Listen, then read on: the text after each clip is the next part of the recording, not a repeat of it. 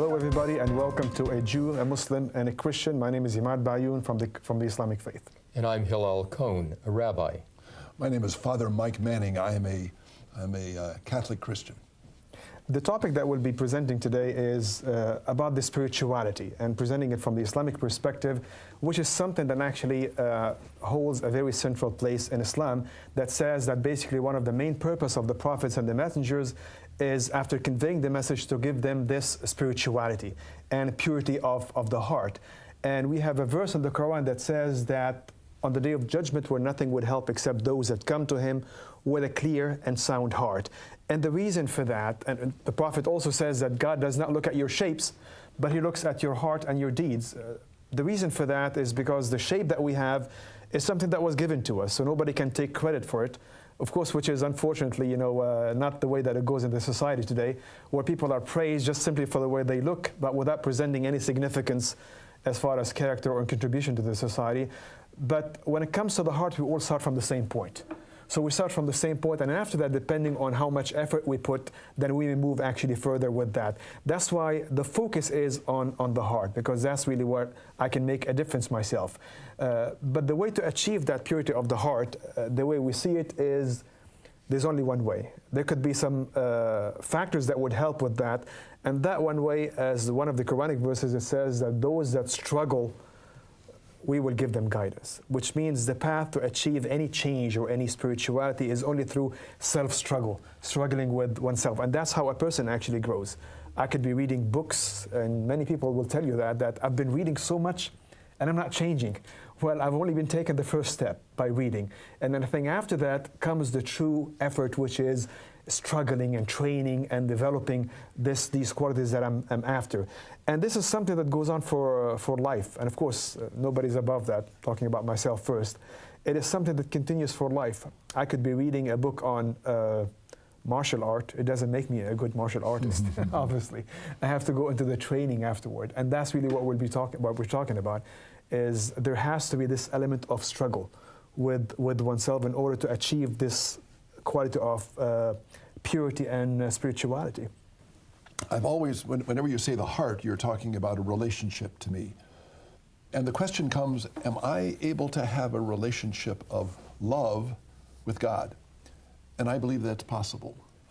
I believe that I can experience God, and I can even have this intimate love affair with God in a very real way, that I can know God. And I study Him through the Bible. I study Him through the people that are trying to teach me from their experiences of who God is. And I grow to an actual love of especially God the Father, believing in His care, His justice, sure, and in His presence in my life. There's a great deal of use and abuse, I think, of the word spirituality in our world today. Obviously, there is a difference between our physical self and our emotional self. But I think all too often, one of my great concerns is that spirituality to many people means an abandonment of reason or the mind. And I think that true spirituality is one which has a synthetic relationship between the mind and, call it the soul, call it whatever else you want, call it the emotions. And spirituality is something which we strive for. In other words, there's a level to our existence other than our physical existence. And how do we attain spirituality? And some people say, well, you've got to have some kind of a mystical experience. It's going to just suddenly zap you and you're going to be spiritual. That's not what I see spirituality as. I think spirituality is more of the kind of perspective that we have on the world that enables us to take things seriously that we too often have taken for granted. The natural world, and relationships, and so on. And I think this is definitely a main dimension for that. And the love of God, I think, is one of the greatest tools that can change the person. But I really believe that spirituality has to be guided, or the pursuit of spirituality has to be guided and not let loose. Because I think in the process, people may do all sorts of crazy and desperate things to attain this level of high. I mean, I can stand on my head and then spin and get dizzy, and then suddenly I'm a high person. Yes. It doesn't mean this is acceptable. Or even drugs. Or drugs, or, you know, the interesting thing is that alcoholic beverages are referred to as spiritual drinks, right? A person may get them and then suddenly he is high. This is not the spirituality that we're after. It has to be at least loosely guided, you know. And in Islam, it is something that should not involve any self-torturing, for example, or any prohibition harming oneself or harming others. But it has to come as a result of a struggle. You know, I don't believe personally in a lightning type of change that suddenly I'm a new person, but a sustainable change has to be the result of a process. You know, you work hard and you keep on struggling with that because for life, because so long as we're human, we have these tendencies and obstacles that are part of our own makeup. And as a result, we have to struggle for that continuously. And one has to develop spiritually. Oh, obviously, This is a constant life struggle to become a more spiritual person, which means to be a more sensitive person, a more aware person, a more respectful person. Yeah. It's interesting, isn't it, that certainly in Christianity and in Judaism, and I'm sure to a degree in Muslim tradition as well, the cleric is often referred to as the spiritual leader of a community. And what does that mean? That we have attained some kind of higher level of spirit? I don't think that's it at all. I think it's that we struggle like everybody else. Teach people what they can find in the traditions and in the texts to help them as we struggle, to help them in their struggle to become more spiritual, which means to be something other than, you know, there was a great Jewish philosopher of the 20th century, Martin Buber. Martin Buber talked about the life of dialogue. And what he was really saying is that we have two ways in which we can respond to another human being or to the world. That we can respond to them as objects or as subjects. And I often relate that to the same kind of idea. Are you somebody are you like, am I treating you like an object or a piece on a chessboard that I can move around to do my will? Or am I having regard for you and the person you are, the essential person that you are?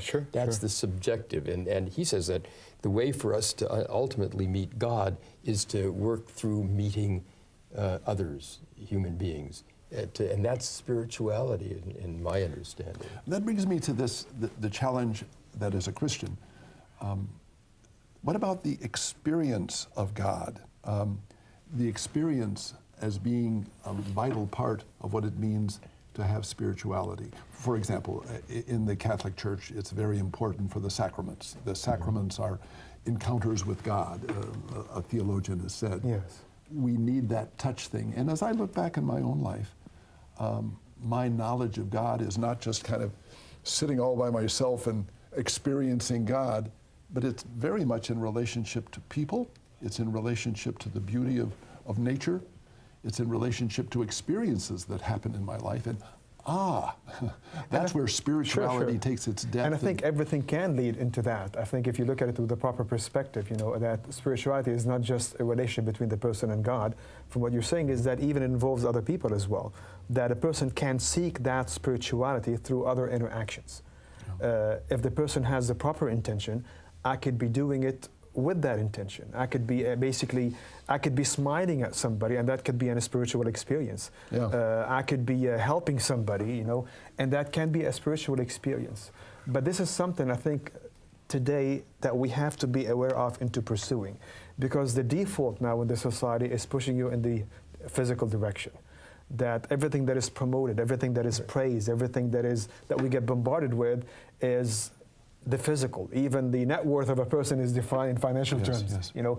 But that part actually gets forgotten, and I think maybe in earlier times it used to come naturally. It doesn't anymore.